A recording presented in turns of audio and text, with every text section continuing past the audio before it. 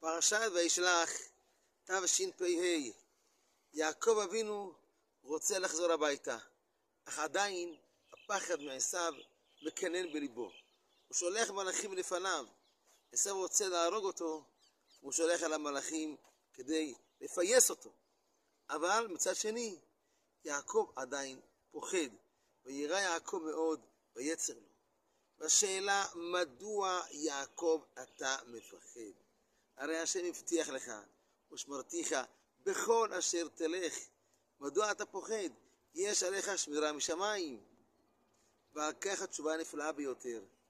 ישנם אנשים שרואים בחייהם הצלחה, הערה משמיים, יוצאים לעסקים, עושים הרבה דברים, פועלים פעולות, ובטוחים שההצלחה תאיר להם פנים ולתמיד.